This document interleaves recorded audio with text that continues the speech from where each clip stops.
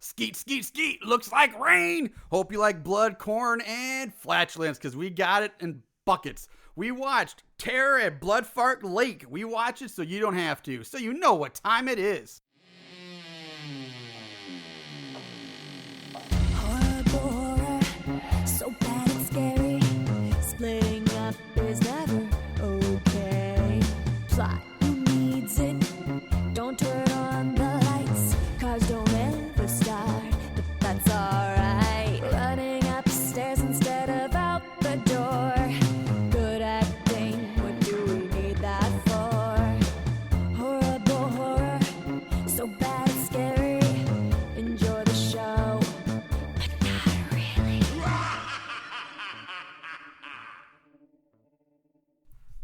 What's up, Moongoons? Welcome to Horrible Horror, the podcast where we watch the worst of the worst in horror movies. I'm your host, Marshall Hampton. With me is my co-host, as always, my buddy. He's the guy, you know, you love him. Aaron, say hi. I'm that guy. You're that guy. You know me, you love me. This is kind of a strange thing to say, but hey, how's it going, everybody? Thank you so much for listening to Horrible Horror Podcast. If you really like us, please leave us a rating.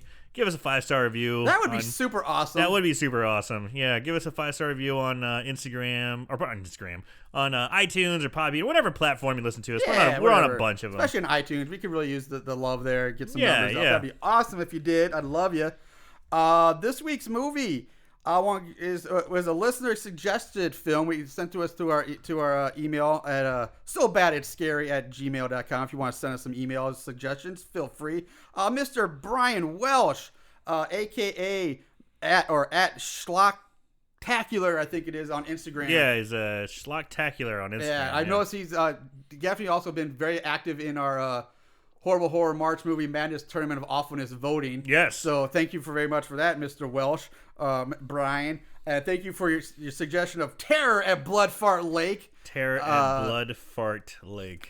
This was a movie I think he tried to break us with, if you will. This was the one that you might break some people. He did pretty good. The funny thing is, I'd actually seen this movie before he suggested it. It had been on my radar for a while, but I figured, he suggested it. Let's go ahead and now's the time. So you've seen this one before? I have seen this before. Yes. Okay, I have not. Yeah, I saw it before. Yeah, it's been about probably almost a year or so, but I know I've seen it before.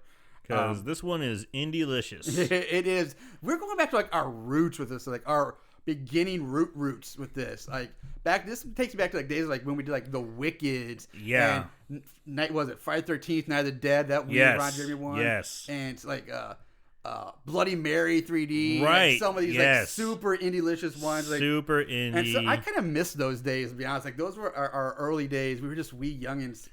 They just barely register as a movie. Yeah. You know, they just register enough as a movie. I mean, yes, you can find it on Amazon. It's on Amazon Prime right now. That's where we found it.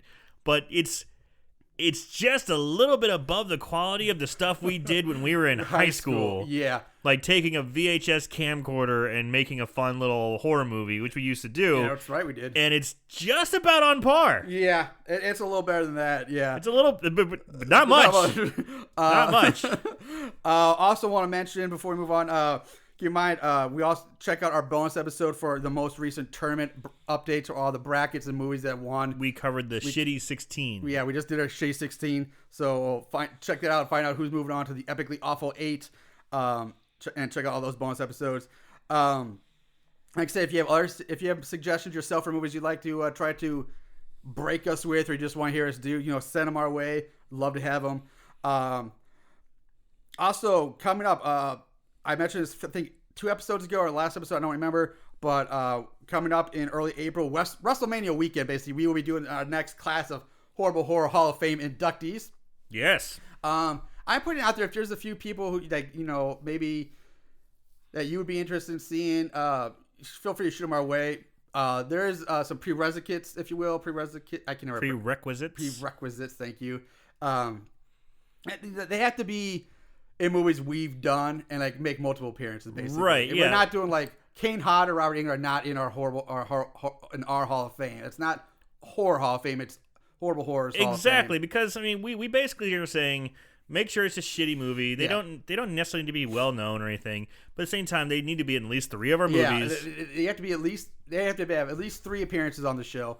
And so we've been keeping a list of potential inductees over the course of time. And it's not just actors and actresses too. We also have the director producer category and the film studio itself category. Correct. Yeah. So if you're curious, check out our Hall of Fame. It's on our website, horriblehorrorpodcast.com.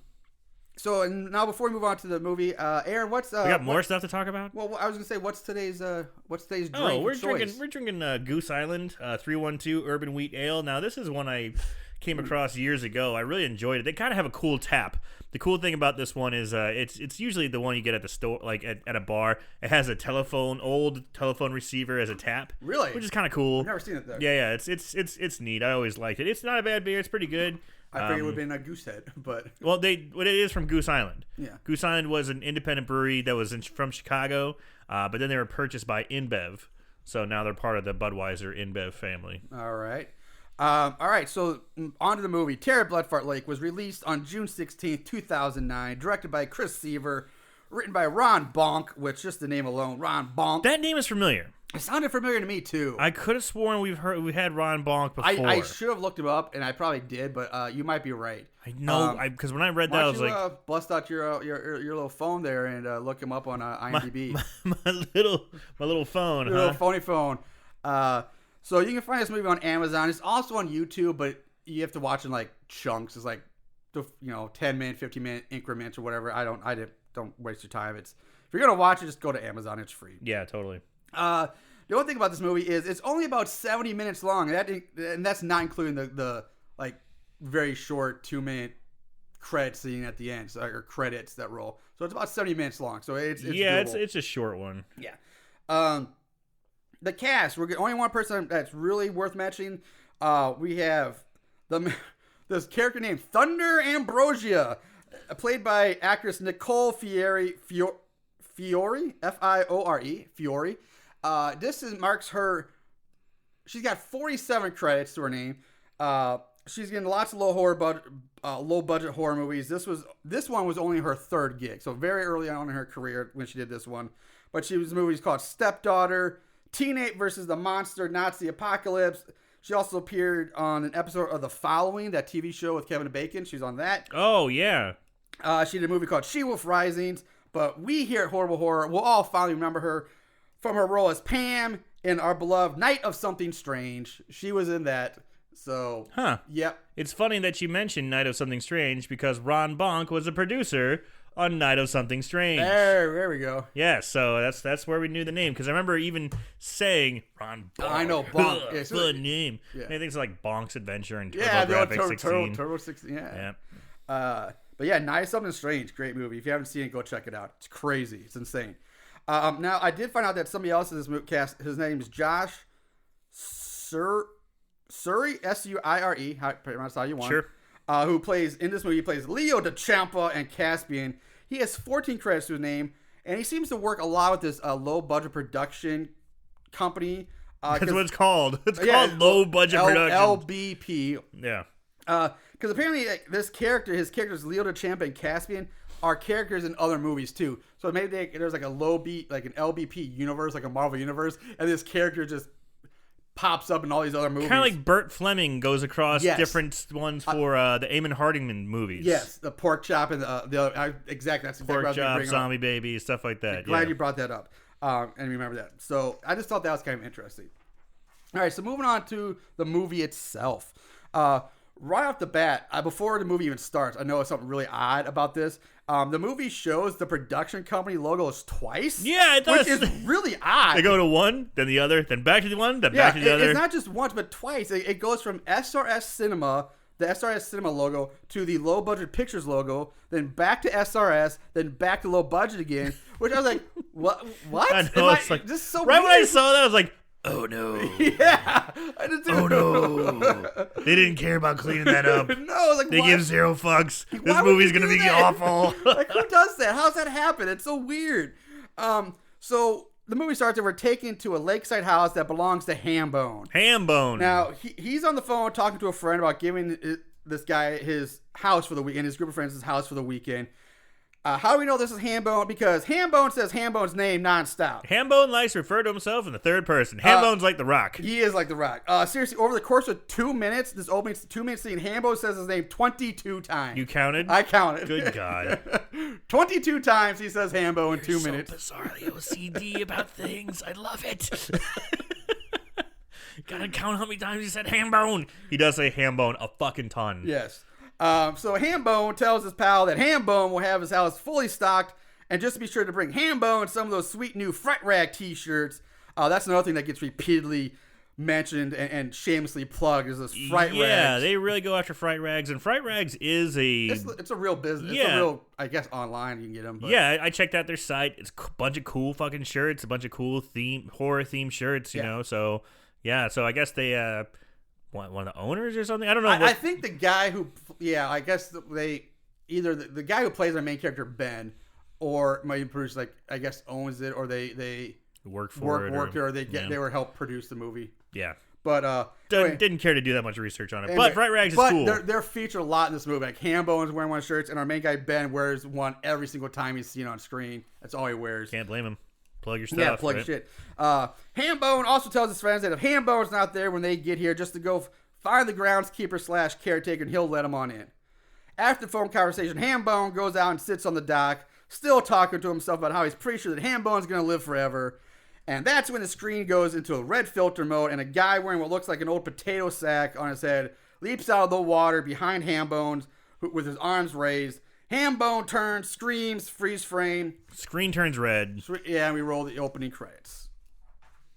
During the credits, we're taken to some basement where we're forced to watch Nicole Fiore, a.k.a. Thunder Ambrosia, practice her quote-unquote martial arts. Dude. Which is ridiculous. It's kind of funny. It's over the top. And right off the bat, I mean, even with Hambone talking, you're like, okay, maybe we don't know exactly. Like, okay, it's gonna be cheesy, but maybe we'll see how it goes. And then this just sealed it. The way she's training, I mean, she's like hitting things like she's hitting a punching bag with her tits. Yeah, it's not even a punch. It's one of those toys. Ones. It's like the inflatable ones with the weight bond that when you punch it comes like right back up. Like a clown, and you punch it, it comes back up, and she's using her tits to knock it over. Yeah, and then she's like, making weird like, poses and poses, and they do like the kind of weird. I don't want to say cliche, but you see a lot of martial arts movies where they're trying to get her to do the split, so her legs are like tied up with rope, and pulling her legs apart. But the weirdest thing is like, for some weird reason, there's just a shot, like I don't get it, of her pulling out a wad of cash and handing it to a guy in an ape mask. So like, what? What the fuck? I looked a little bit at this. Apparently, there's a movie also from low budget productions called Teen Ape. Yeah. I'm thinking that's supposed to be a call or a reference to Teen Ape. That's all I get from it too. Because I saw that a lot of these references. She was in one of the Teen Ape movies, and so was was it John or Josh Shuri? Like a lot of Teen Ape stuff. But whatever that is. Anyway, so we cut to our main group of characters driving down some backwoods road on the way to Hambone's lake house. Now all these characters are just blown out, over the top caricatures of people. Bonkers. Like off the charts. Like stereotypical. We cannot understate or overstate it really. How bad. Like take what you think is like the worst over the top character you've ever seen, and then multiply it by like 100, and you get these people. It's insane how over the top these guys are. Except for Ben, yes. Who's like a normal guy, for the most part. Yeah. He does some really stupid, cheesy stuff later, but for the most part, he's not as like crazy, eccentric, or just like a caricature like other people are. Yeah. Because we have Sally, the super fat goth girl, Snake, the stoner guy who's also kind of like a metalhead, Zeebs, who always talks like Andrew Dice Clay. He's a Jersey guy. Yeah, he's a Jersey guy. All he talks about is like Bruce Springsteen and Bon Jovi, and he's a Jersey guy. But he sounds like Andrew Dice Clay. That's the first thing I thought. He's got the Jersey accent. Right, but at the same time, Jersey, like, there's different Jerseys to me. Like, when I think of Jersey accent, like, it's not that thick and Andrew Dice Clayish. Like, I mean, you look at like the Jersey Shore people, they didn't really talk quite like this guy did. So I guess there's two different Jersey types. Non-Italian Jersey. Yeah, there you go. Not Italian. Then we have Gwen, the quote-unquote actress girl who talks, acts, and dresses. Actress from the 20s. Yeah, it's like she's from the fucking 20s or 30s or something She's like like that. Plucked out of Boardwalk Empire, like over-the-top actress, like placed in here. Yeah. And then, like I said, we have Ben, who's just the fright rags normal guy. So anyway, the car runs out of gas. They all argue for a moment as they get out of the car and argue. And that's where you really see these characters like, holy shit. Yeah, the stoner was supposed to fill it up, but instead he bought some munchies and a Bill and Ted's Excellent Adventure cassette tape. Yeah. This is where most people will probably get to the movie and probably go, oh, fuck, what am I in for? Because the first time I saw it, that's exactly where I was like, oh, God help me. Yeah. This is going to be a bumpy ride. It's going to be a really rough ride. Yeah. This is where it starts. Right? You get you kind of get the idea of the first hand bone scene and the martial arts thing, but this conversation, seals it. Is like, yeah. That seals it. Holy fuck. Because if I wasn't watching this for the podcast, I might be like, nope. Yeah, exactly. Most people are going to turn it off. What else is on? Yeah. So then Leo DeChampa pops right up in the middle of all them. Now, Leo wears like this obviously fake and oversized mustache. Huge fake mustache. Long black wig and a trucker's cap. Horrible, like, Walgreens quality wig. Yeah. You know. But honestly, to me, Leo is one of the better characters in this movie. I enjoy Leo DeChampa. I do. Ben mentions that they're on the way to Bloodfart Lake, and Leo warns them about, oh, you can't go up there. It's cursed. Yeah, he's cursed. He talks like this the whole time. Yeah. Kind of like he's an old 1949er. Or not 1849er, pardon me. But he talks like this kind of a hillbilly good old time. Yeah, I guess pretty close. Pretty similar to that, yeah.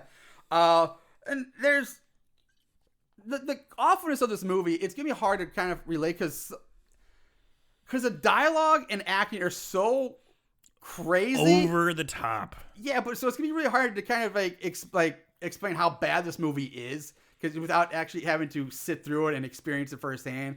But during this conversation, Leo's like, "I'll fill up their tank for you for free," and he's arguing. He's yelling at him. He's saying, "Don't." They say that we got to go to Bloodfart Lake, and he's like, "Oh no, you can't go to Bloodfart Lake. That's cursed. It's a horrible place to go."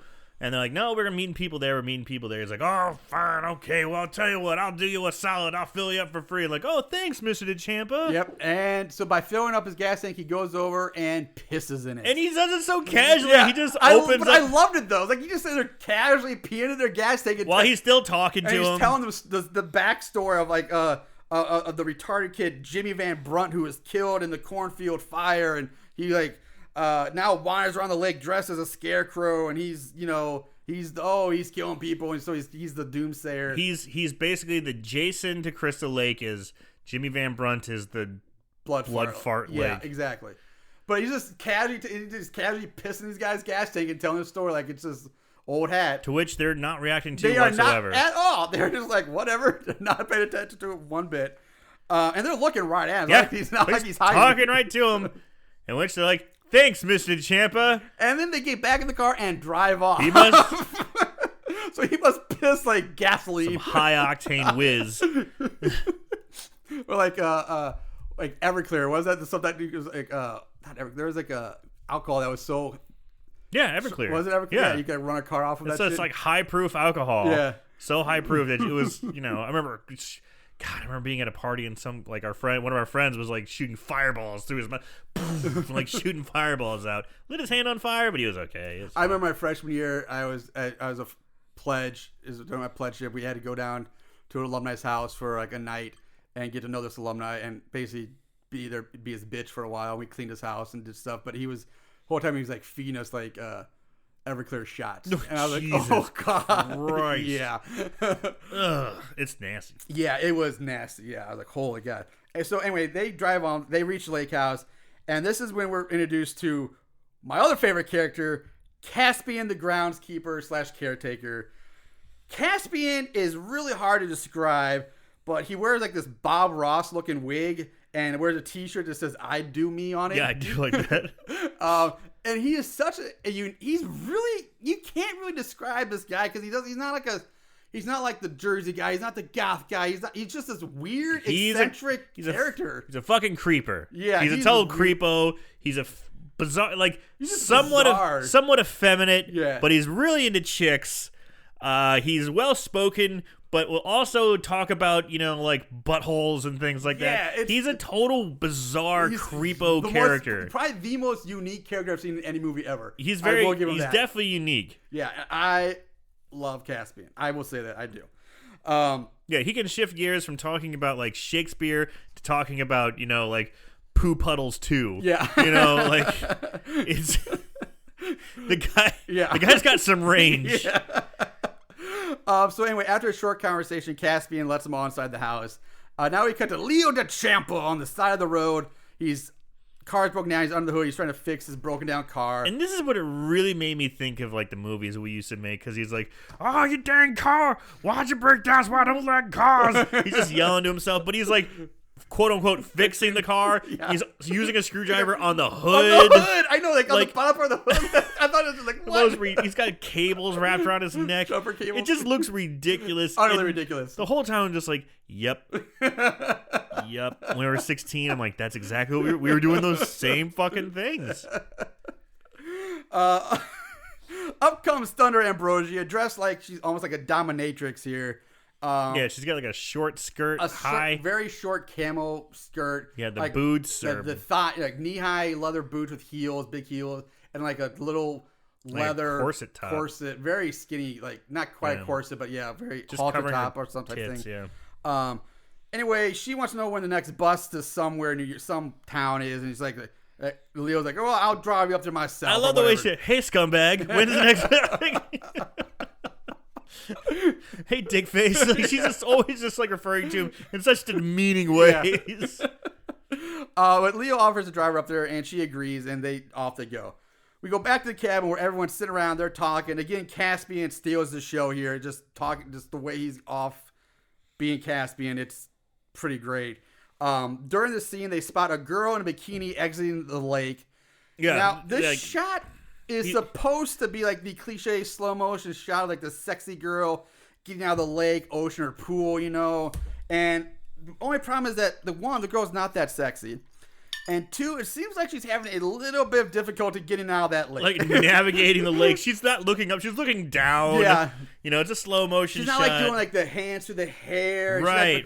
She's looking down. It's like, I don't know if she's walking like the lake's got like, it's like a muddy section of the lake and she's having her foot's getting stuck in the mud or something like that. But it looks like she stumbles a bit and she is not handling this walk out of the lake scene very well at all. But I do love before they went to her, the stoner character, not Zeeb's, Snake. Snake just looks over and goes, boobs! Yeah, he does do that. And she's got giant tits. She does have big tits. Anyway, Caspian tells him that her name's Ashley, and who he also calls Slutty McTramp whore, which I thought was funny. Ben is instantly in love with her at first sight. He's like, "Oh, who's that?" Wow. And he does like the weird lick your fingers, rub off your eyebrow thing. Yeah, make sure your eyebrows are on point. Make sure your eyebrows are on fleek. On fleek. This is kind of Ben's first instance of being kind of like over the top of like the other characters, like being slapsticky. A little slapsticky, yeah. He kind of joins in the fun all of a sudden. Yeah. Outside, Ben goes outside where he decides the best way to introduce himself to Ashley is to go straight to the cold nipple jokes. That's his icebreaker. Now, hold on. When you were talking about her fumbling around and getting through, walking through the lake. Yeah. And Ben runs out to meet her. You see her drying herself up, but she puts her foot up on the dock, and she's wearing a giant flipper fin. So she's got flippers on, giant floppy flippers. That's why she was having trouble walking around. Is because she's wearing these fucking. It was so funny because how did I miss that? I didn't see that at all. They had her standing there, and then when she, they show her drying off at the dock before Ben arrives, and she lifts up her leg and flop, this giant fucking flipper fin flops down. I totally missed that. Yeah, totally missed it. I was waiting for you to make the connection. No, totally missed it. Didn't even see that. It's like this puke green flipper she's got on her foot. I was waiting for you to make that connection. Like, nope. Dude, did you just miss that? Totally missed it. Wow. I must have looked away from the screen at that point. Totally missed it. Because I thought that was pretty funny. Anyway, yeah. So Ben goes straight to the cold nipple jokes. They chit chat. And then the scene ends with her. She shits herself and is like, "Oh, shit myself. Gotta go. Just shit my swimsuit. Gotta go."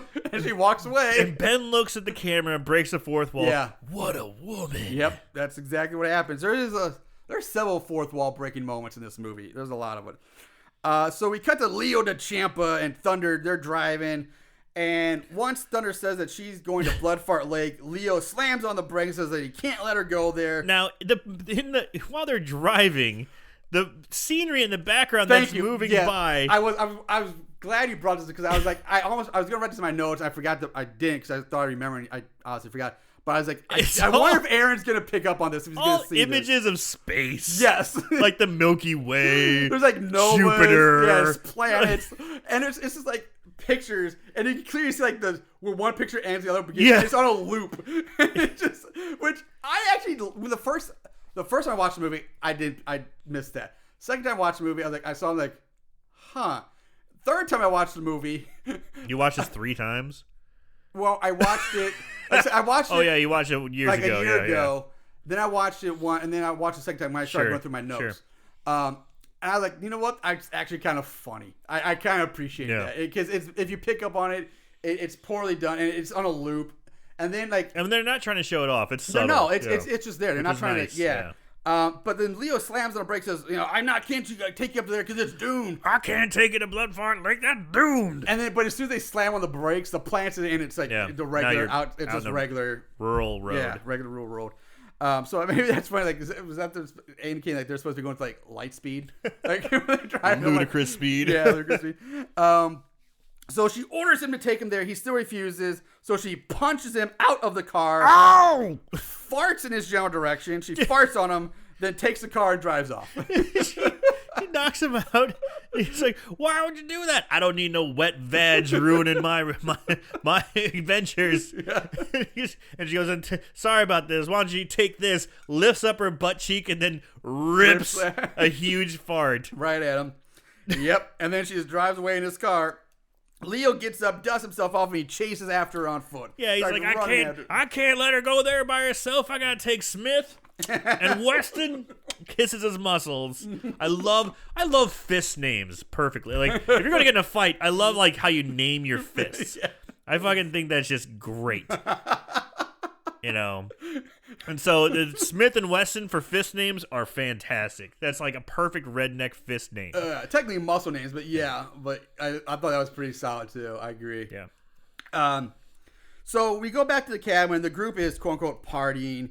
They're writing off a bunch of B-movie names, and they drop Richard Grieco's name, which I picked up on because I wasn't long we were talking about Richard Grieco. They have a whole thing. I gotta admit, something about this movie, the writing is funny. It is. Like, the writing, surprisingly, there's a funny writing in this. It's good. It's pretty funny stuff. I mean, they talk, and unfortunately, sometimes it kind of gets lost. Yeah. Either in the accents of the characters they're playing, like the Jersey guy, Zeebs. He talks in such a thick Jersey accent, all the time. Yeah. And sometimes he mumbles, and you got to listen to it a little closely, but some of the dialogue that all the characters are saying, and their banter back and forth with it is pretty funny stuff. Yeah, I was blown. Like, the first time I watched it, I was, like I said, I hated it. I was like, oh, God, this is the worst thing ever.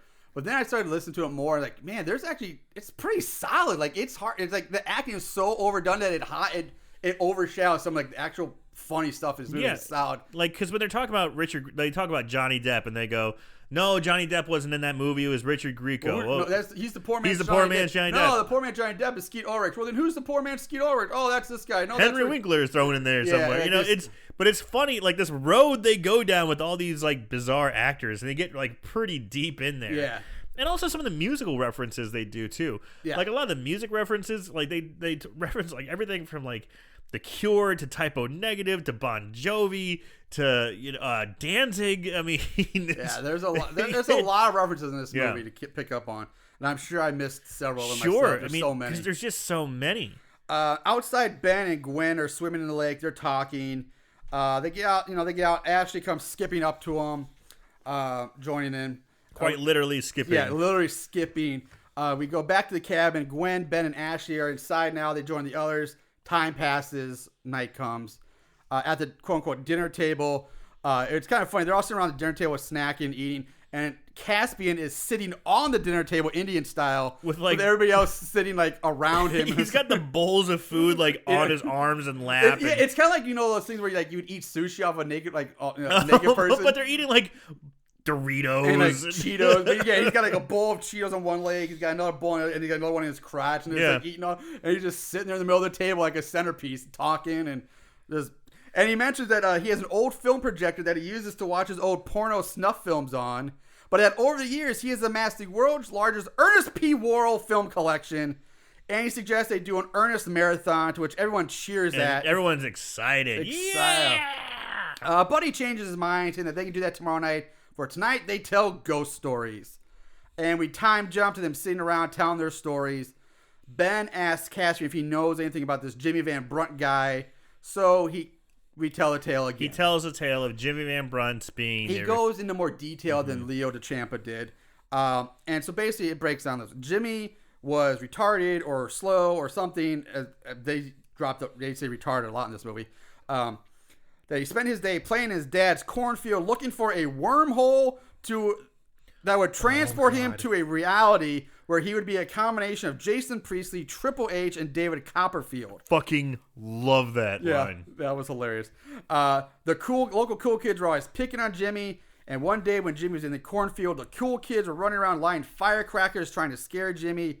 Well, the firecrackers set the cornfield on fire, so Jimmy was trapped. He shimmered up the scarecrow pole to hide inside the scarecrow suit because he was a retard and he thought that would keep him safe. The scarecrow burst up into flames, sealing Jimmy's fate while the cool kids ran away. And he says, now some people say Jimmy died that night and his grief-stricken father died a year later, while others say Jimmy lived and killed his father for being a lazy drunk for not helping Jimmy out of the fire while he burned. And then Jimmy went on a killing spree and killing all the kids that picked on him. And people say, townspeople say at night they see a scarecrow walking around the lake at night. And that's basically Caspian's story. He finishes his story and tells him, hey, I'm tuckered out. I'm going to go jerk off and go to bed. Yeah. So, which, I love this guy. His exit is fantastic. It is. Because he goes, well, I'm going to go jerk off and hit the sack. And it's like, okay, don't leave. He's like, now, kids, that's okay. But toodaloo. And he just puts his arms up and goes, yeah! Gets drug off screen. Obviously, someone's off screen holding his feet and just drags him off screen. It is hilarious. It's so ridiculous. Actually, a pretty solid Caspian voice. I couldn't do a Caspian. I couldn't do it. So, actually, she too leaves for the night. As others start heading off to bed, Gwen falls asleep wrapped around a giant fake llama for some reason. Again, this is one of the dumb things they threw in there that just is over the top. He's asking people to watch horror movies with him. Ashley turns him down to tomorrow I'll hang out with you. He goes to Gwen. Snake said no. He goes to Gwen, and she's like standing straight up, like she's standing up with one leg wrapped around the llama, like a stuffed llama, and with her arms and one leg wrapped around it, and she's sleeping that way. Yeah, and again breaks the fourth wall, looks at the camera. Why do I hang out with these people? Yeah. Whoa. So Snake goes outside to sleep in the hammock. Listening to his Bill and Ted's Excellent Adventure soundtrack. Yes. Jimmy Van Brunt, or JVB as I will refer to him throughout the rest of this, comes up behind Snake, takes Snake's headphones off his head. Snake gets up out of the hammock, and then there's this dramatic shot of JVB rising up in some backlit smoke wearing Snake's headphones now. And I'm not even really going to try to recapture this death scene completely. So instead, I'm just going to let you listen to the audio clip of Steve's death scene. I shouldn't Snake's death. There will be several clips to listen to throughout this because it doesn't do it. We can't do it justice as talking about. And you'll also get a little bit of an idea of how over the top these characters are and the writing in this movie is ridiculous. So this is Snake's death scene. Take a listen. Dude, you're wearing my phones, man. Not all right. Oh, sorry I can't hear you. I'm jamming out to some Diamond Dave solo stuff. You should check this shit out, man. It's awesome. Yeah. Dude, you sound fucking gay, man.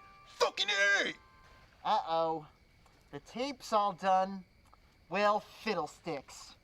I guess there's only one thing left to do. What's that? Thanks for the rock, my man. Stay gold, pony boy. Oh, cranberries. There is something I forgot to do. What? This. No. Oh my god! The digits! my God! Look at the blood! Time for hors d'oeuvres. I prefer finger foods. I don't think I like the taste of my fingers, man.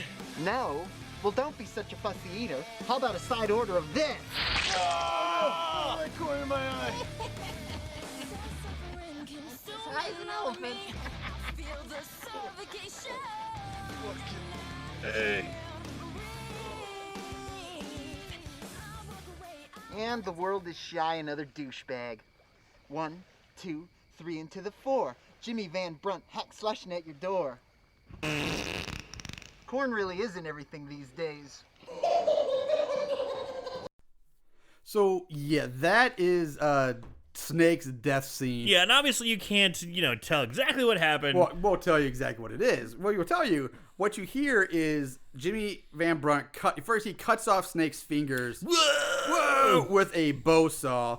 Then he shoves the severed fingers into Snake's mouth. And you hear somebody's like, "Oh, fingers I don't looking like good." finger foods. And that's the hors d'oeuvres or something like that.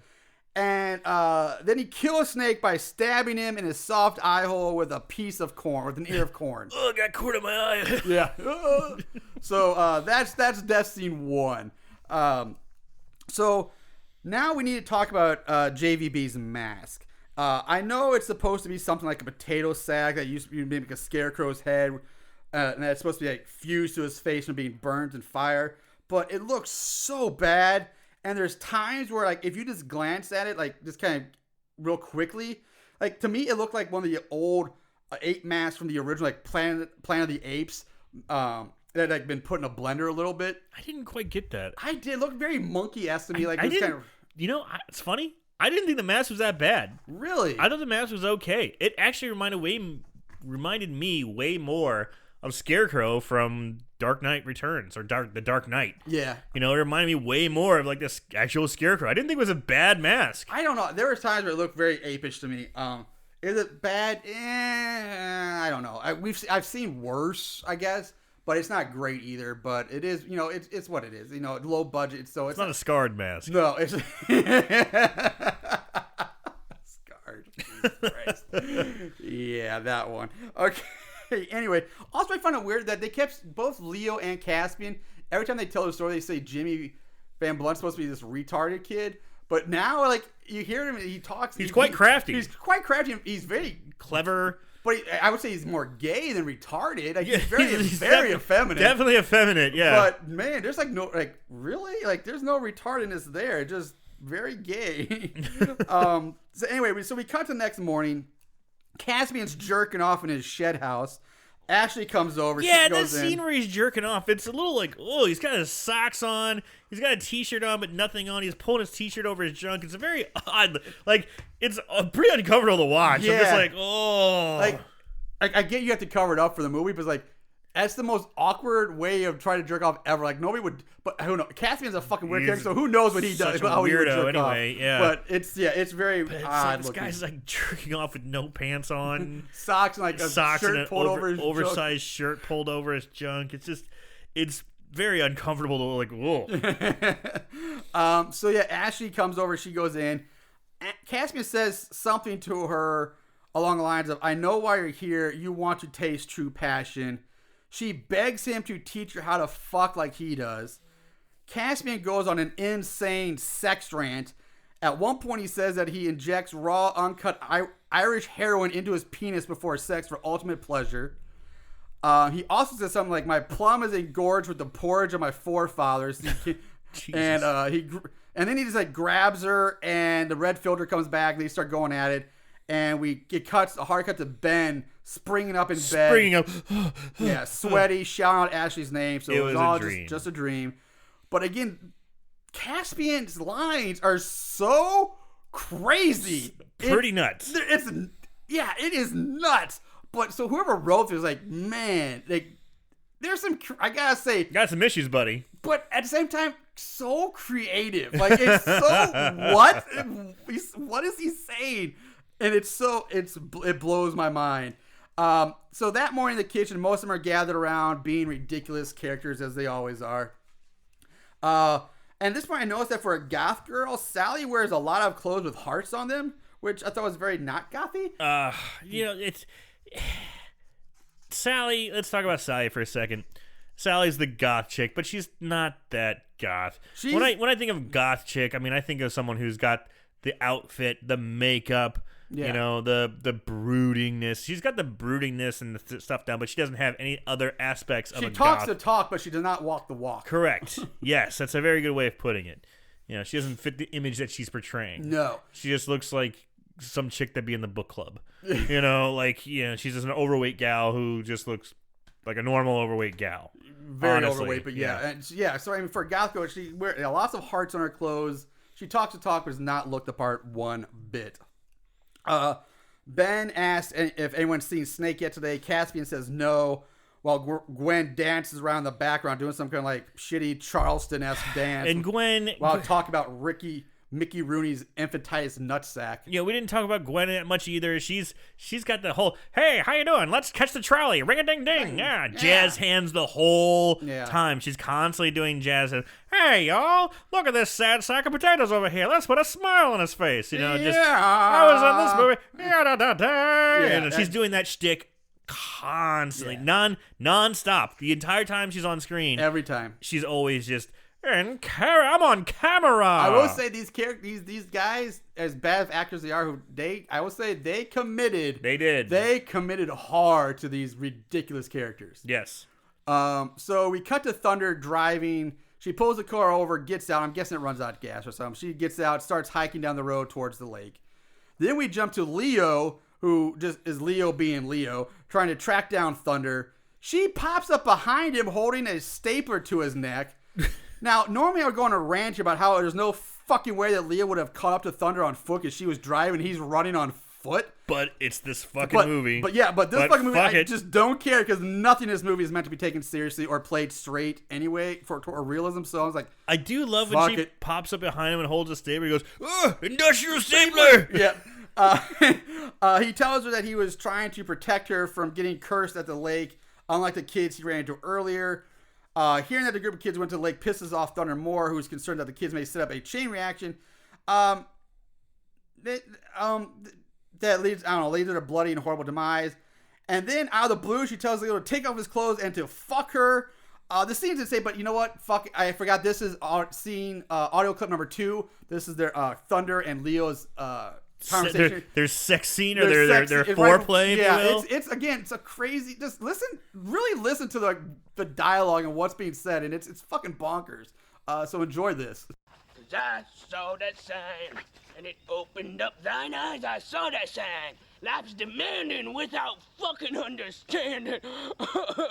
Oh, where the fuck am I? Christ. I think Leo's lost. Sucker. Industrial stapler. Leo, what the fuck? Goddamn, girl, you almost ended my sensuous life. What the hell you doing out here? Fuck you. What are you doing out here? Trick, I just couldn't let you come out here alone. I already had to warn some punk-ass kids about this place, and who knows what evil befell them. Now, I wasn't about to let some pussy go get cursed. Not on my watch.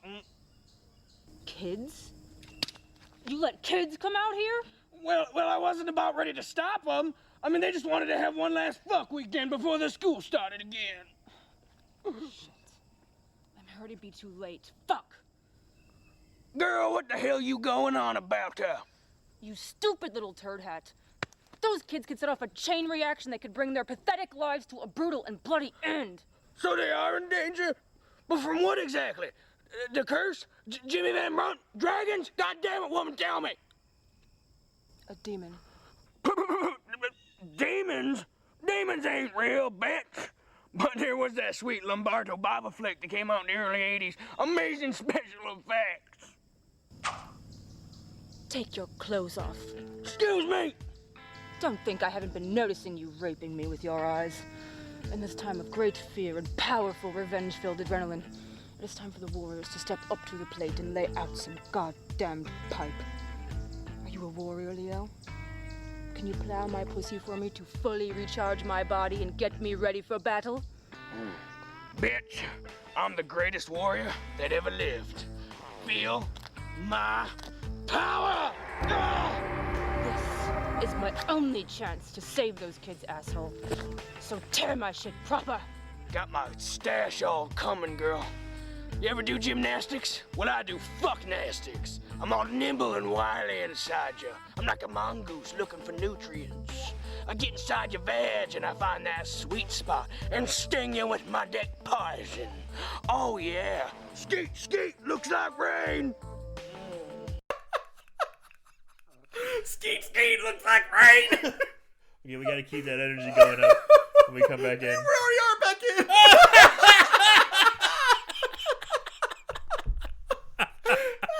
Oh. Holy shit. Skeet, Skeet, looks like rain.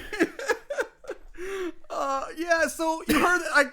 I kind of love that scene. It's so fucking ridiculous. If you listen to the words they are saying, it's insanity. Yeah, and it's the visual. It's like this is where they're getting sexy with each other. He rips like that. So he's like, "I'm a warrior. I have power," and he tears his shirt open. Oh, it's great. Like it's kind of slow motion, and you hear the sound effect in the clip, It's like, but like the screen kind of like it's like this divine light like comes out of his chest. And he's kind of chubby. He's kind of got man tits, but it's perfect. It's perfect. great. But then it goes over to her. She takes off her top. Her nipples are always illuminated. You can't see her nipples, but she's topless. Yeah, she's completely naked. Well, not naked, but she's topless.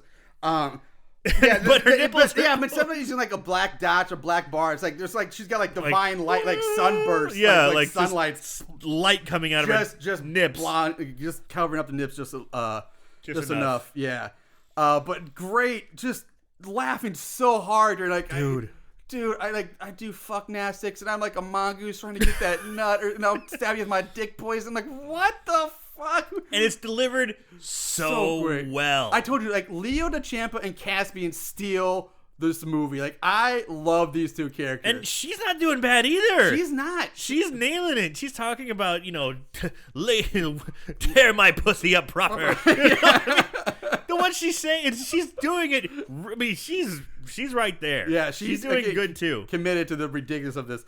So we cut to Zebs and Sally walking through the woods. They're talking. They too decide to have sex, but turns out they don't have a condom. So she sends him off to go get one. After he leaves, she pulls out some book, which she decides to masturbate to. Yeah, she pulls out like a Fangoria book or something like that. It's not Fangoria. No, it's an actual book. Pardon me. Later, she's reading a magazine. Yeah, it's an actual hard. Like I thought, I thought, okay, it's gotta be like Edgar Allan Poe, right? Or H.P. Lovecraft. It's not. It's none of those. I couldn't tell what it was. It's a post. Like she says something like it's some gaff.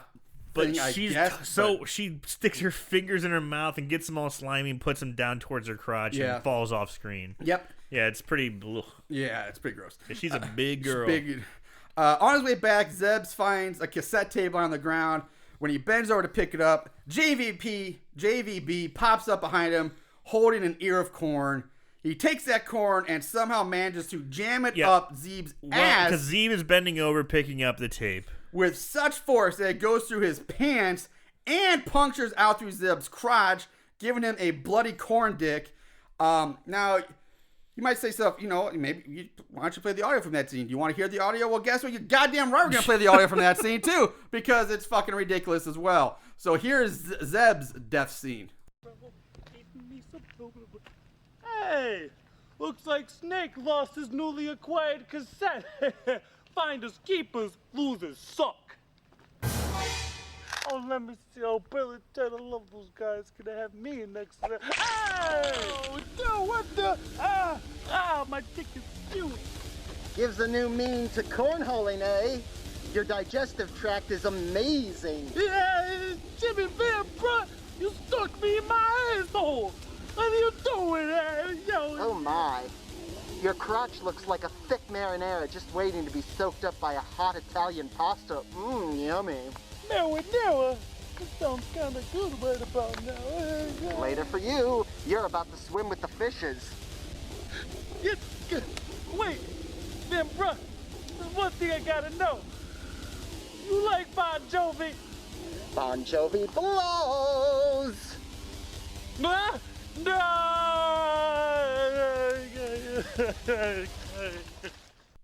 So yeah, Zeb's he dies there. What you don't hear in that clip is I love. He's like, "Whoa, you like Bon Jovi?" He's like, "Bon Jovi, man." He's like, blows. "Oh," and he's like, "Oh no, it's not good." He goes, "Looks like you had some bad medicine." Yeah, he does make a bad medicine joke there before he walks off. So JVB goes off to find Sally, who he calls that goth topic reject, which I thought was pretty funny. It is pretty funny. He finds her laying on the ground reading her book. He stands over her, telling her that the fat goth look is so out now that the skinny, wafy look is all the craze. JVB pulls out a vacuum hose and a pump. He stabs the hose into Sally, but really just sticks underneath like her armpit. Yeah. He turns the pump on and starts sucking the fat out of her. Blood does squirt out, and I gotta admit, Sally starts screaming very dramatically. She's like we just heard Zeeb's death. He's like, "Oh, my dick, oh, marinara sauce sounds pretty good." So he's hamming it up. She's actually, she's screaming like she's being fucking killed. Yeah. So yeah, you give her points for that part. After a bit of sucking, he pulls the hose out, and the hose then. He puts it in reverse. He shoves the hose down her throat, puts the vacuum pump on reverse, and pumps her own fat down her throat into her stomach, which really looks like just Cool Whip with a little bit of red food. Yeah, the effect's pretty lame. It's not very good. It's not. He pulls the pump back out with her dying words. She tells JVB that she loves him in true goth fashion. Then she dies. JVB cracks some more one-liners about something. He skips away. Literally skips away laughing. One beautiful little skip away. Yeah, laughing and carrying his hose and pump and all that shit. We cut back to Leo DeChampa. Right as he comes on Thunder's face. Which you basically see, like, they don't hold back. Like, she gets blasted in the face like this stream of white liquid. Dude, this is straight up money shot. She's on her knees. They're showing a close up of him like, "Oh, here comes her," and then they show her on her knees, topless, just going, "Give it to me, give it to me." Just like, okay. I might have to take this upstairs. Yeah, like this is like we just went. This is your cum shot. We just crossed like nice something strange sexual like. This is a little like they turned this bitch up a lot. Yeah, they did because they show her get blasted. It's like a super soaker of cum that goes into her face. Just splashed all over. Just gets annihilated with Leo DeChampa's money shot. His Jesus juice at one point, I think he calls it, or something else. So afterward, coming out. Afterwards, she tells him that his nut butter was not up to par. He gets upset saying that his Jesus juice wasn't up to her standards. She does tell him that he has a huge hog like a brother, but his brew is like drinking Schleppes, and she should be drinking Canadian Dry or Canada Dry. Again, the ride is ridiculous, but I laugh at it. Like, it's funny. Leo asks her if she has a phone so he can make a phone call, and she literally pulls the phone out of her ass and hands it to him. Well, thank you. Yeah. So somehow we find out that Thunder has a brother at the lake that's in a world of danger right now. So we jump back to the cabin. Ben's talking to Gwen, who's wearing a giant Raiden-like hat now. It's like this giant rice hat. It's very Raiden hat. Gwen always has a headpiece on. Yes. You never see her hair. No. Ever. I think she's technically a brunette, or pardon me, a redhead. She's a redhead. I think she's got a little bit of red showing there. But she always has some sort of like flapper hat, head like a wrap. swim cap, Raiden hat. Something's always on her head. Yes, that is true. He's talking to her about Ashley. He also tells her that he has an idea for a new line of T-shirts. Where he wants to put a picture of racist horror-themed comedian Henry Cateau with one of his jokes underneath it that says Dracula was a fag and them's the facts. Which I don't fucking get this at all. Like, this must be a very deep dive joke. Like, really skim to the bottom of references, because I don't get this one at all. Now, did you research this guy at all? I've never even heard of this Henry Chateau, and apparently neither did Google when I searched for him. Because I turned that name in, and Google, I got nothing from Google. So I was like, who the fuck is this guy? Yeah, I don't get it. This one, they went a little too far. Pretty obscure, huh? Yeah, really far. So Gren walks off. Ben pitches another idea to her about an Ernest t-shirt while she walks away. He eventually goes after her. He walks around the corner of the house and finds her laying on the ground unconscious. JVB pops up, hits Ben in the face with what looks like a wiffle ball bat. Yeah, or something. it's a wiffle ball bat. He's like, batter up. Blackout. Ben wakes up in the cabin, tied to a chair. Next to him is Gwen, also tied up, sitting and sitting on the kitchen counter in front of them is Caspian. And at one point, he's not even really sitting. He's kind of like laying on his side, like his hand underneath his chin. He's like kind of like that sexy side laid pose or something like that. But he's like laying right in front of him. The Donald Trump Playgirl spread. So dun dun dun. Turns out that Caspian is one of the bad guys here. He starts talking about all the horrible things that he's done in the past and that he's going to do, and he's going to watch them get slaughtered for his own erotic enjoyment. And he says this while he's like rubbing his nipples too, just being creepy, weird Caspian. He also tells Ben and Gwen that he ate their other friends and drank their bones. Caspian says they were just the appetizers and Gwen and Ben are the main course. He then introduces them to his so-called chef for the night, Jimmy Van Brunt, who comes out holding Ashley in like a bear hug. Gwen comes to the realization that JVB is the puppet and Caspian is the puppeteer. Caspian then says that he hasn't killed anyone in years thanks to an incantation they found in this little weird fictional tomb. And he pulls out a pocketbook whose cover reads, Personal Bible, Verses for Comfort, Assurance, and Salvation, which is pretty funny too. Yeah.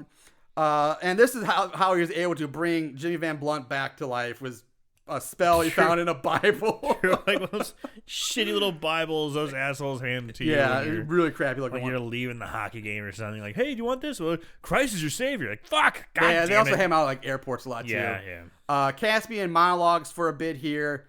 Ben closes it out saying, "You're never gonna get away with this." Caspian responds saying, "What pray tell is going to stop me?" And on cue, Thunder and Leo DeChampa burst in through the front door.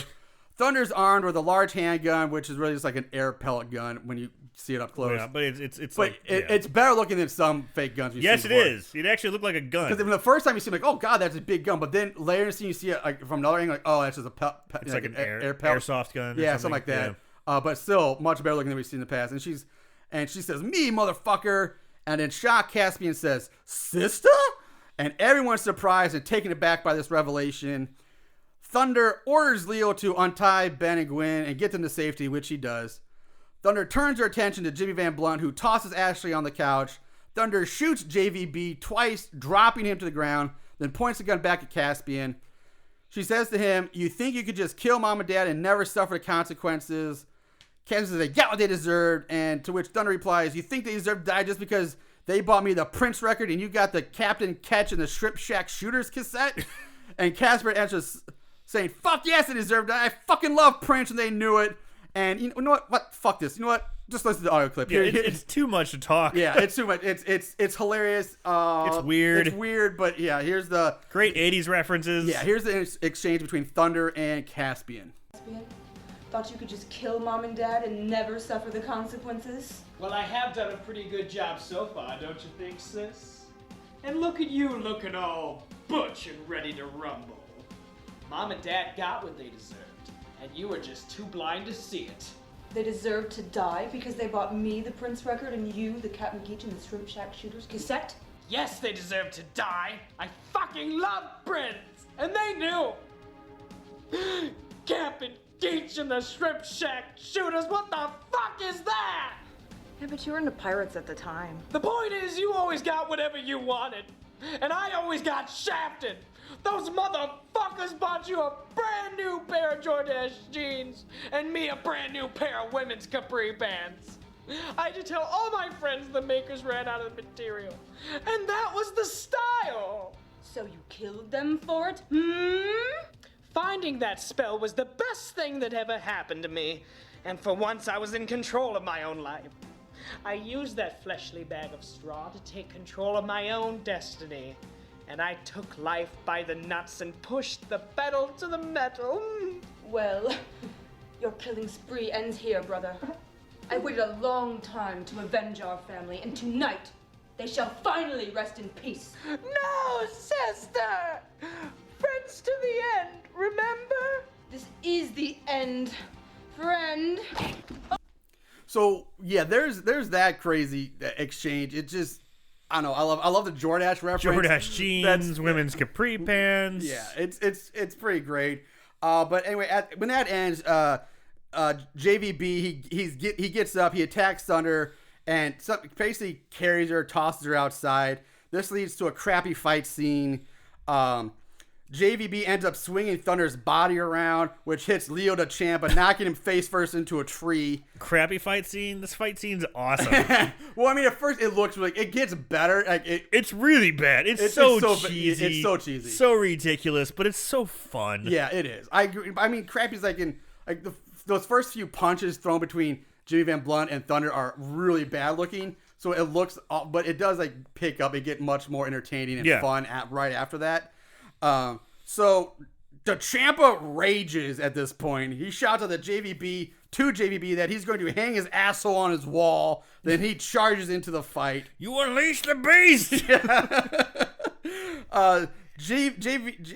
JVB gets both Leo DeChampa and Thunder by the neck, lifts them up off the ground. Meanwhile, Ben, Gwen, and Ashley are just standing there by a tree watching, like commentating on the whole fight. Right. They're just standing there. And then there's a shot of Leo DeChampa running away from Jimmy Van Blunt, who has Thunder like wrapped around his back, like you go get a piggyback ride. She's like beating him on the head, and he's running. And then as Leo DeChampa runs away, he says, "Where's Benny Hill when you need him?" Which really made me. I like that was a good one. That one made me laugh. I like that. Gwen's talking about how this would make a great movie, which she would call Terror at Bloodfark Lake, and they look right into the camera with jazz hands. And what this movie needs right now is a dance scene. And we cut to Jimmy Van Blunt, Thunder, and Leo DeChampa. They're doing like a jig or a hoedown or something. Something. Yeah. Gwen swears this movie will be bigger than Pluto Nash, and that's when she gets impaled through the stomach from behind by an ear of corn. She falls over dead. And there's Caspian laughing as he calls her a bitch and fades away into the darkness doing his weird Caspian giggle laugh, which is pretty good.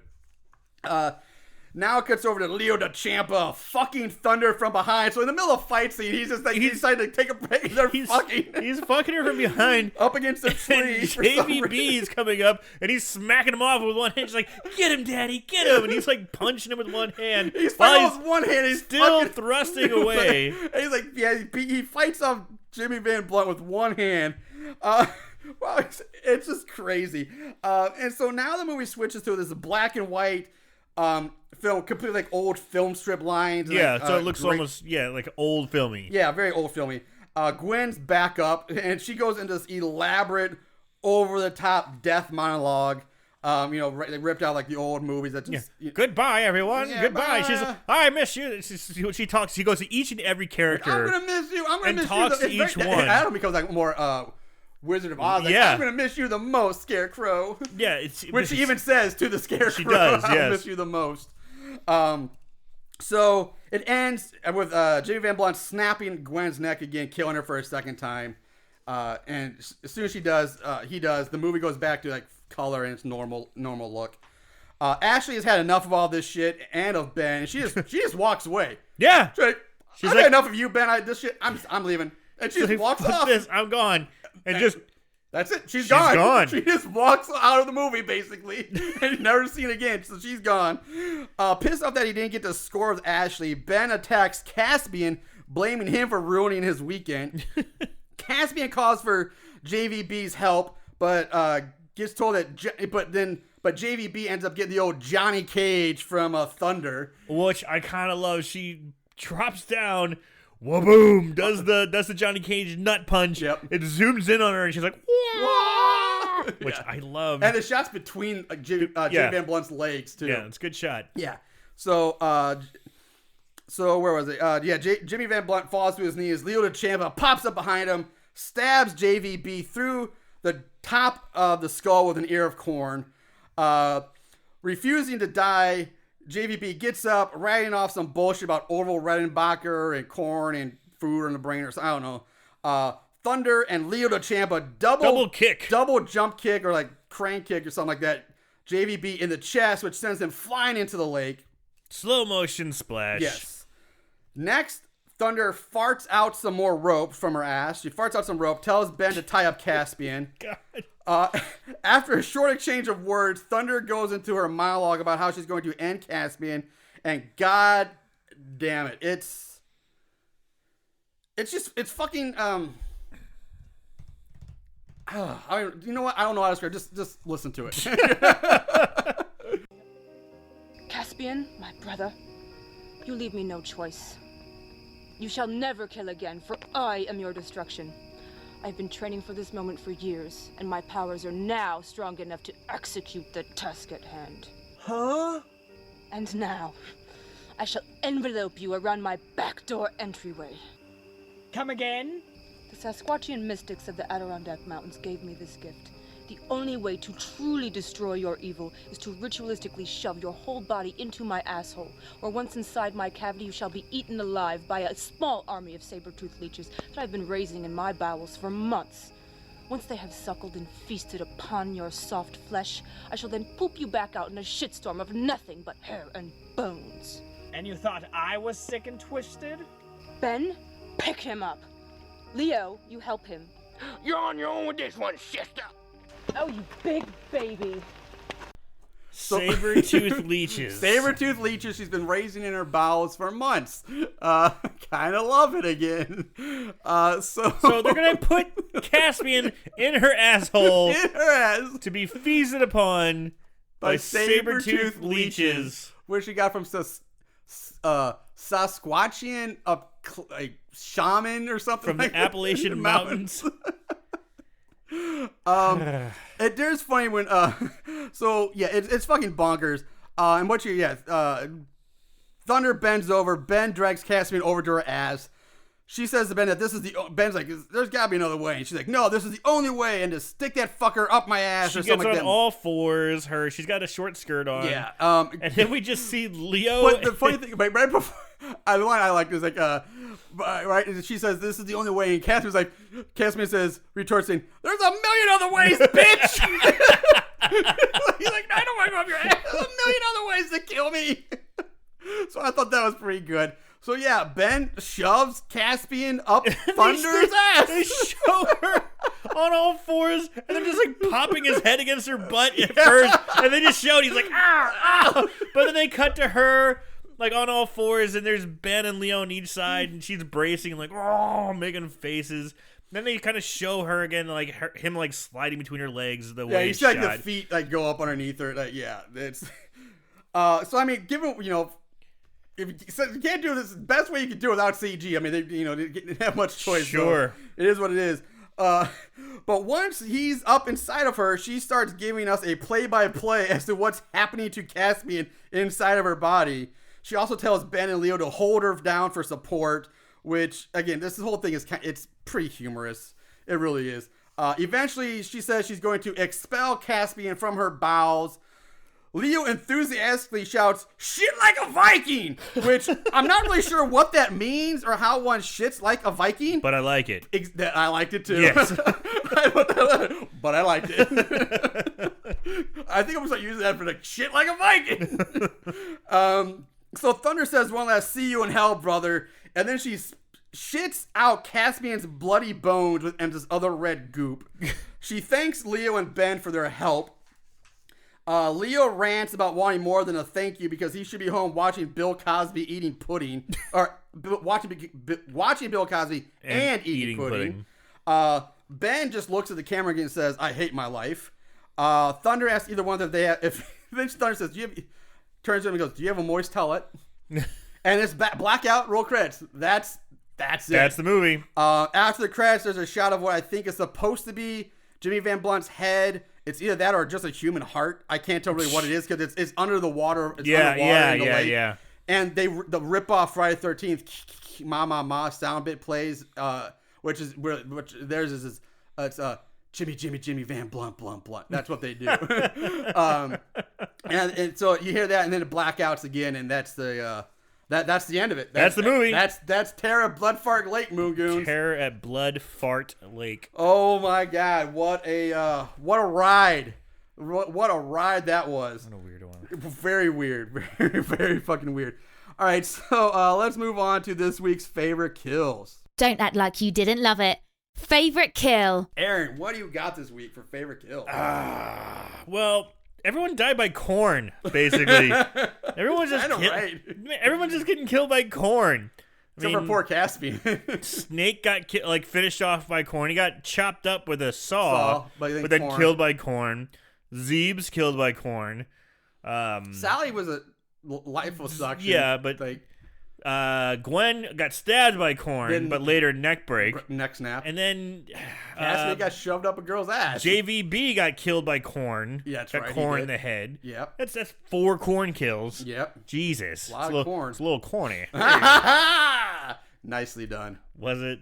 It was pretty cheap. I say nicely done because I can't believe we went the entire movie without saying a corn pun. A little corny. Yeah, that's a good point. Yeah. So, I think that my favorite kill is probably going to be Caspian going up the asshole of Thunder Ambrosia. Thunder Ambrosia. A great name. Because it's so ridiculous. Then she just shits out bloody bones. It's like a really bad Mortal Kombat fatality. Like, just complete with like the bones shooting out. Like they always did in Mortal Kombat. Like somebody would explode and it'd be like 12 rib cages, 6 heads. Yeah. Bloody red. A pile of bones. That's kind of what this was. Like when yeah. Just multiple bloody bones in a pile. But I just love the visual of them pushing his head against her butt. And he's like, "Oh no!" I just love that weird visual. Yeah. Yeah, it's hard to top that one, man. I don't know if I really can say there's. I did like Zeeb's death also because he talks like this. So he was like, "Oh, your dick looks like marinara." He's like, "Oh, that does sound pretty good." Every kill is ridiculous. Yeah, they're all fucking ridiculous. That one was my favorite. Yeah, I'd start. Yeah, Zeeb, Snake, or Caspian. Again, like those are the 3 that really stand out. Oh, God, if I have to pick one, I'll say.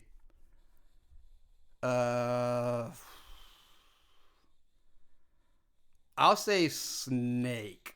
Yeah. Close. I mean, they're all really neck. I'm going Snake because I don't know. I got there with the eyes. The eye corn through the eye hole is. I got corn in my eye.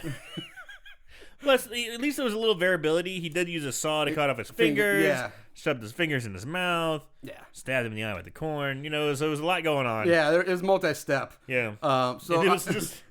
They're all fucking weird and crazy, but yeah, but Caspian is really good too. I mean, just the visual of it, the insanity of it is top notch.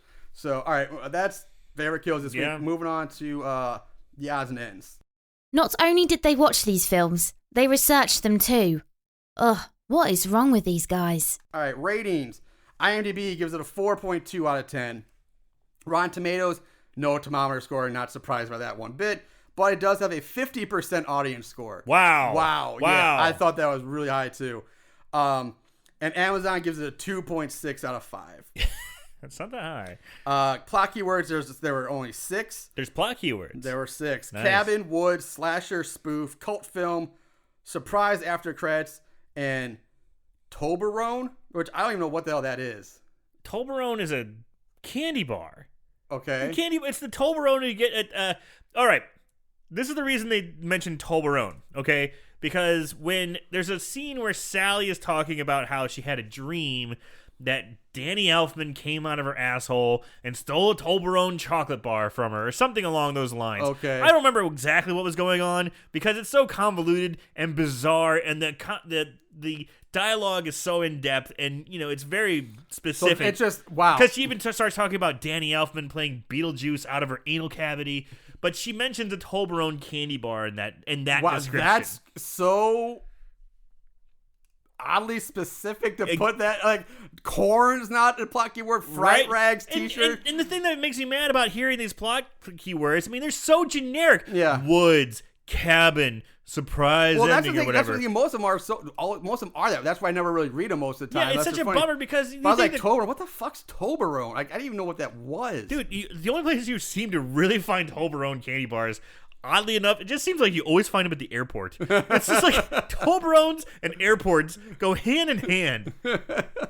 All right, so I'm gonna get you a Toblerone candy bar. Thank you for explaining that to me. At least I get it now.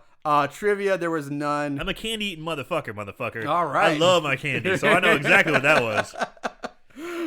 Extra trivia, I couldn't find anything. Budget, again, couldn't find anything. not surprising, but it's super low. Obviously, $500. I mean, it's gotta be pork chop area, like 3, 5, 10,000. It can't be more than 10,000. Oh hell no! And this was probably filmed in a matter of days. Yeah, like or over a weekend. Yeah. So that's all there is. But that brings us to this week's 5-star reviews. Is this your guilty pleasure? 5-star reviews.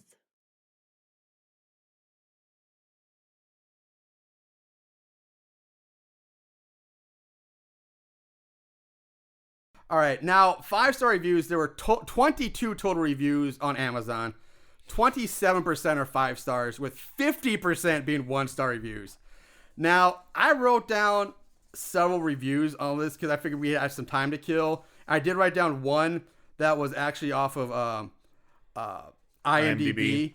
But some of them are a little longer. But see, some of these are like maybe the best reviews that we've had in a while, in my opinion. So I'm going to read them and just, enjoy it. Yeah. Lay it on me, brother. So the first one's from Baby Crab Cakes, titled New Wave Porn Cinema with Corn, Porn with Corn. I'm always suckered in by these titles. Not that I watch porn religiously, but this title drew me in thinking this was a new form of porn I had not yet seen. And I was right. This is at the vanguard of new wave porn cinema. Porn that is suitable for people of all voting ages, as most sex was simulated. Nudity was masked by some weird lighting techniques I've never seen before. And the final sex scene where an entire man was crammed inside a female's anus to be reborn as sausages, some sort of symbiotic artsy fartsy thing I do not quite get the hidden meaning of, was magnificent in vision and scope. Most porn movies of late have no story. This one was a throwback to the golden age of porn when stories were key and the sex was secondary. Something to do with the rating systems, and if I may, I would say even a further throwback to the 60s when porn was masked as foreign art films. This new wave porn cinema takes all the above and then manages to hide the pornographic nature of the content with wicked dialogue and a plot involving legend and folklore. Like Big Butt Bottoms and Jugs 1, 2, 3, 4, and 5. I've seen them all. A good trucker porn series featuring Big Butt Bottoms and Jugs as two CB hustling 18-wheeler road warriors, lust and adventure. I am sure this will have a Terror at Blood Fart Lake 2, 3, 4, and 5, and even a 6. Kudos to the writers. Writing is rare in porn these days, and they brought back a lost art. 5 stars. Booking this one as porn, huh? So I mean, it does have a lot of sexual innuendo, a lot of sexual references. Yeah. I mean, if one is so bold, they could possibly. No, I mean, it's funny. We've seen much more porn-esque sex scenes than the other, but I just found that was pretty funny. I thought it was funny. Next, we have Patrick Archer, titled "Greatest Movie of All Time." I never lived until I saw this movie. 5 stars. Wendy N. Wagner, titled "Raunchy, Dumb, Cheap, and Happy to Be It." This movie is pure delight. It's packed with quotable lines, ridiculous characters, and extended death scenes. It might have been shot on an old flip phone, and the effects, such as they are, could be performed by your 11-year-old nephew with some props from the grocery store and a Spirit Halloween store. The acting is slightly worse than my old community theater group, but performed with plenty of a knowing wink. And the script is so dirty it would need a trip to an industrial washing machine before my mother-in-law could even be allowed in the same building with it. But this movie will make you laugh your butt. But will this movie make you laugh your butt off? ? Will it fill you with joy just to be alive? Will it saturate your inner mongoose who has desperately been seeking spiritual nutrients? It did for me. 5 stars. I like the callback. Yeah. Jay Belmore writes, "Second Coming of Jesus. I never lived until I saw this movie. I voluntarily watched it 2 times. 5 stars. Thomas J. Perot. I don't know, fuck him. Just wow. I asked myself, what the fuck am I watching quite often, but nonetheless, it was great. 5 stars. And from Amazon customer, best film ever. Your life isn't complete until you see this movie. 5 stars. What is with people coming to life with this movie? Oh, you haven't lived until you said, I haven't lived until I've seen this. Yeah. So, all right. 1-star reviews. 1 stars. Ken S. His review is titled, "Hambone wanted a waste of time. Hambone got it." Hambone thinks this was the biggest waste of time. Hambone is reasonably sure the 4 and 5-star reviews are fluffed. If you made it past the credits, you get the above comment. Just, so 1 star. Just radar community college class project. Skipping 10 seconds at a time through the first 20 minutes didn't make it any less painful. 1 star. Mike Norton, what? This movie makes trauma seem subtle. 1 star. Rich Lance just writes dog shit. 1 star. And Turtle writes, I was expecting a bad movie and got less than expected. 1 star. Now, this last one is the longest review I'm ever going to read on this show. What? But I think it's really well written and pretty good. And like I said, we got time to kill. So this one's off of IMDb and it's from Trauma Freak. Okay. So that now, longest review you've ever read on the show. Wow. Yeah. Okay. Well, I don't think I would probably never ever read one this long again. Kick back. So then. sit back, grab your beer, and enjoy this. I got my beer. All right. From Trauma Freak. Oh my dear sweet Lord. No. 100,000 times no. What happened here? How many silly puns, wacky voices, and pointless references to other movies does one need to make a worthwhile B-horror flick these days? Seriously, I want an explanation. You understand this isn't Ed Wood bad. This isn't H.G. Lewis bad or Lloyd Kaufman bad. This isn't even Ray Dennis Steckler bad. This is super bad. This is Seaver bad. We begin with reason to stop watching number 1. Meet Hambone. Go ahead, Hambone. Say your name a few more times, Hambone. I'm sure it'll eventually be funny. No, wait. Too late. Before his much deserved demise, Hambone invited his friends out to a cabin for the weekend, most of which talk with painfully wacky voices, painful like fingernails on a chalkboard while a Night to Dismember is playing. Hambone's friends include 80s guy, empty-headed 80s guy, outlandish goth hog, eager actress, regular guy, frightrags.com, and of course the host, Mr. Fruity Fro, who is by far the highlight of the night. And I think there's even a storyline, a killer or something, yeah, some scarecrow thing who always has something witty to say. The tagline is as follows: 1 part Friday the 13th, 1 part Ernest Goes to Camp, and 3 parts cream cheese. A more appropriate tagline, you ask? ? The ultimate sin against filmmaking is the tagline he's going with.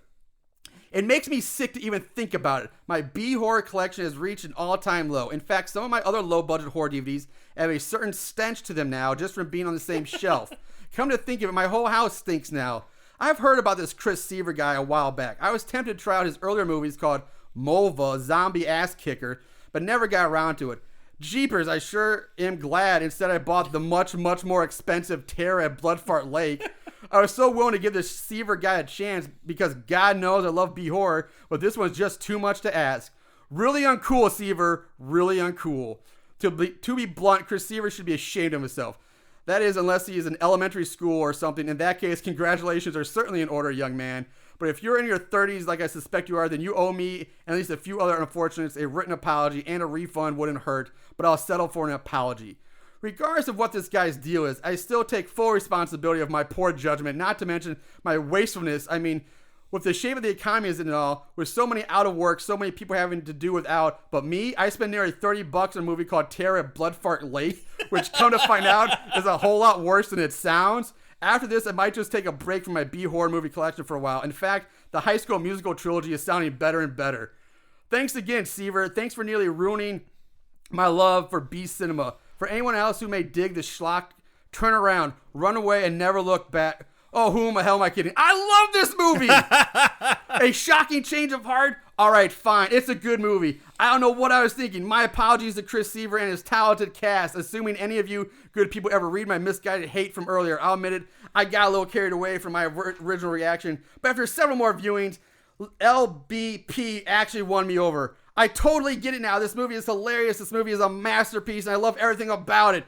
Not only do I now plan on buying Mulva, Zombie Ass Kicker, but I am going to make it a priority to add every Chris Seaver film I can find to my collection. At first glance, Terror of Bloodfart Lake may appear to be worthless garbage, but just give it a chance. It just might prove to be worthwhile trash and a future class of exploitation. So just ignore the hate and check it out. Long live LBP, 10 out of 10. Wow. There you go. Wow. That was a great review. Yeah. That was good. That's why I said it was worth long, but it was long worth but good. Long but worth it. Yeah. I agree. So there's our takes. Let's close it out now, man. What's your final take on Blood Fart Lake, Aaron? I feel as if that last description actually is pretty accurate about the way I felt about it, because there's certain things I really hate about this movie. I mean, in the grand scheme of things, we're watching horror movies, right? And this is just barely classifies as a movie. I mean, really, it's just short of what we used to do. And I'm not joking. This is very close to what we did. Yeah. Now, granted, it's over an hour long, so they put in the work, they put in the time, they had actors, but what saves it is the quality is so bad. What saves it is this crazy dialogue. It's such good dialogue, good writing, bizarre jokes for people like us. Just weird, misunderstood, bizarre writing. It's so fun. It's so much fun. I had a good time watching it. I watched my wife. She chuckled a lot. And there's a lot of subtle little things, like Zeebs is wearing a Britney Fox t-shirt, which is like a metal band of It's chicks with dicks kind of metal band. I don't know, but it's from the 80s. Yeah, but it's like dudes that look really you thought Warrant and Motley Crue kind of had a feminine, had a girl look to them. This Britney Fox band was we're going as hard as we can into the female type. But it's just little things like that. Melissa saw that. She's like, fucking Britney Fox shirt. And it's just little things. Ernest P. Worrell call outs. There's so much going on with this, with the fun little nuggets you can pick up from this movie. I'm going to have to say so bad it's good, because you know what you're getting. Holy fuck. You know what you're getting. I thought for sure this movie was going to break you. And I thought you were going to, this was going to be one of you, as soon as you walk in the door, you'd be like, what the, fuck you, man. Why'd you make me watch this? I thought I was going to break you at this one. You're right off the bat, you know exactly what you're getting. So it's not like a movie that even tried, it's like I said, I can't believe it's on Amazon, honestly. I can't believe it would actually be finding. I thought for sure we'd have to buy it. It's because they don't try to trick you, they don't try to fool you. Right off the bat, they have fake mustaches and fake hair. Yeah. Really bad. Fake mustaches, fake hair. They're not trying to fool you. They're having fun. You go along for the ride. It's a good time. All right. I'm stunned. I'm blown away. I too.